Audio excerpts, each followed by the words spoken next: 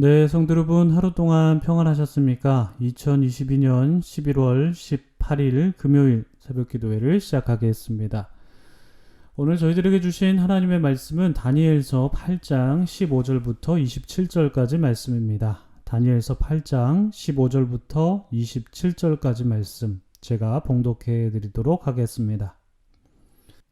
나 다니엘이 이 환상을 보고 그 뜻을 알고자 할 때에 사람 모양 같은 것이 내 앞에 섰고 내가 들은즉 을레강 두 언덕 사이에서 사람의 목소리가 있어 외쳐 이르되 가브리엘아 이 환상을 이 사람에게 깨닫게 하라 하더니 그가 내게 선 곳으로 나왔는데 그가 나올 때에 내가 두려워서 얼굴을 땅에 대고 엎드림에 그가 내게 이르되 인자야 깨달아 알라 이 환상은 정한 때 끝에 관한 것이니라.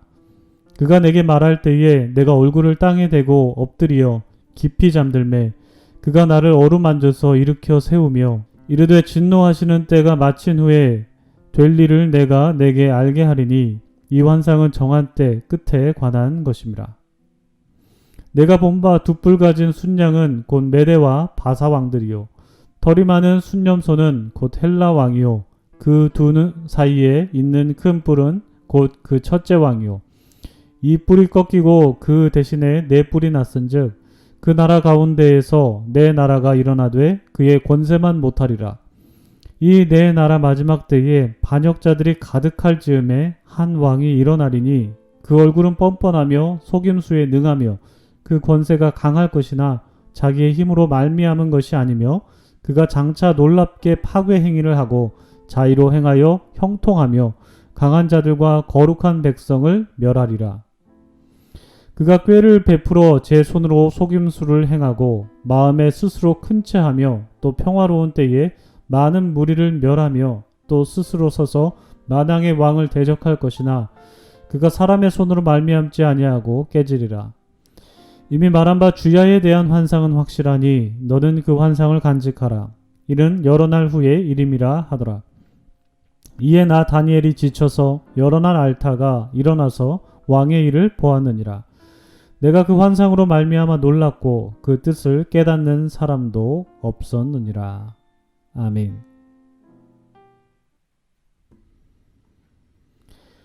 네, 참 좋으신 우리 주님의 크신 은총이 우리 토론토 한인장로교회 모든 교우분들에게 오늘도 함께 하시기를 주님의 이름으로 축복합니다. 성도님들 오늘도 좋은 하루 맞이하셨습니까? 매일매일 주님의 보호하심 가운데 평안하시고요. 건강하시길 바라고 비록 날은 좀 춥지만 마음만은 주님의 은혜로 따뜻한 날들 되시길 소망합니다. 어제 우리는 다니엘의 두 번째 환상에 관한 말씀을 나누었죠. 다니엘이 을레강변에서 환상을 보았습니다. 두 뿔이 달린 양과 그리고 그 양을 물리친 순념소인데요. 어제 미리 말씀드렸다시피 두 뿔 달린 양은 메대와 바사, 곧 페르시아 왕들을 의미하고요. 이 페르시아 왕들을 물리친 순념소는 헬라 제국을 상징하고 그 순념소 눈 사이에 난 뿔은 바로 헬라 제국의 초대왕 알렉산더 대왕이라는 것 우리가 나누었습니다. 그리고 그 뿔이 꺾이게 되죠. 꺾이게 되자 네 가지 뿔이 이제 하늘 사방을 향해서 났는데 이는 알렉산더 죽음 이후에 헬라 제국이 네 나라로 나뉘어졌다라는 것을 의미하고 그중 한 뿔에는 작은 뿔 하나가 났는데 이것은 유다인들을 박해했던 안티오쿠스 4세 에피파네스라는 것 우리가 나누었습니다. 그리고 그가 유다를 헬라화 시키기 위해서 그들의 신앙, 그러니까 유대인들의 신앙을 짓밟았다라는 내용 우리가 어제 한 7가지 예를 통해서 나누어 보았습니다. 오늘 본문은 이제 어제 우리가 나눈 환상의 해석 부분이라서 사실 어제 나눈 부분과 상당히 중복되어 있습니다. 따라서 오늘 본문에서 우리가 다니엘이 그 본 환상에 대한 의미를 우리가 반복적으로 좀 해설할 필요는 없을 것 같고요. 다만 오늘 본문을 통해서 우리가 어제 적용했던 것 기억하십니까? 이제 고난의 끝이 있다. 그 고난의 끝을 우리가 다른 관점으로 바라보면서 말씀을 좀 나누면 좋을 것 같습니다. 어제 우리는 말씀을 통해서 이제 고난의 끝이 있다라는 것 나누었고 그 끝이 있기 때문에 우리가 희망을 놓치지 말아야 된다. 그 고난이 수치심과 모멸감 같은 감정이 덧입힌 고난이라고 하더라도 반드시 그 고난에는 끝이 있기 때문에 우리도 역시 힘든 시기를 겪더라도 소망을 잃지 말고 살아가야 된다라는 것 우리가 나누었죠.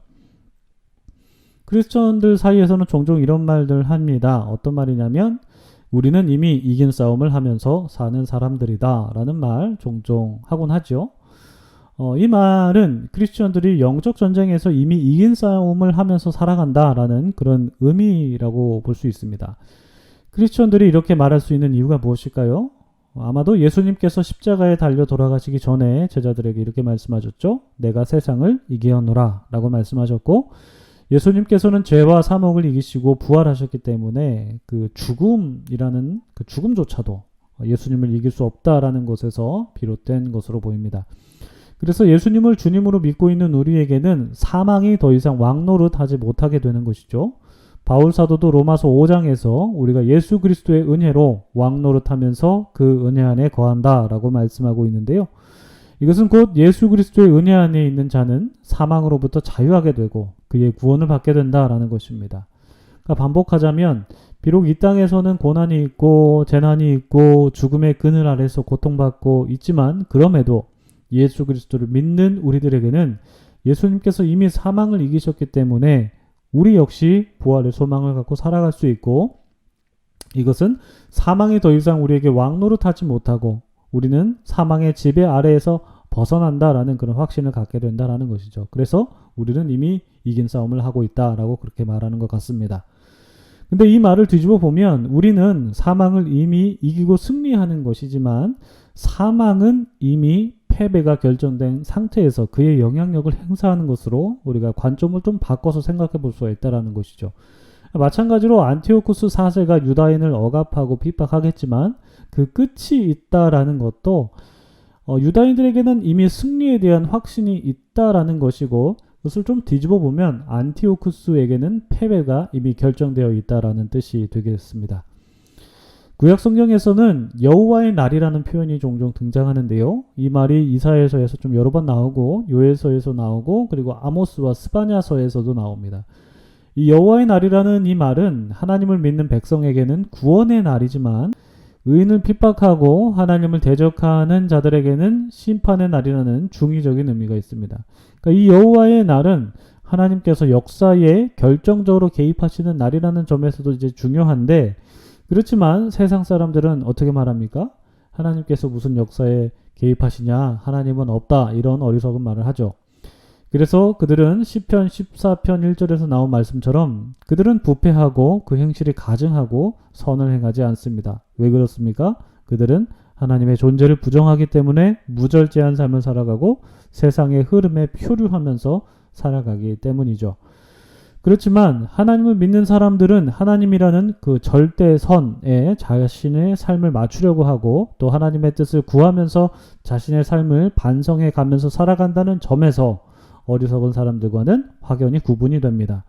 성경은 이런 사람들은 하나님과 동행하는 사람들이고 또한 의인이다 라고 말씀하는데, 여호와의 날이 이 땅에 도래하게 되면 이 의인들, 하나님과 동행하는 이 의인은 세상으로부터 고난과 재난을 당할지언정 여호와 하나님의 구원을 받게 되고, 하나님의 존재를 부정하는 어리석은 사람들은 이 세상에서 교만하고 이제 자기 잘난 맛에 살겠지만 그날에 하나님께 버림을 받게 되고 심판을 받게 된다라는 것이죠.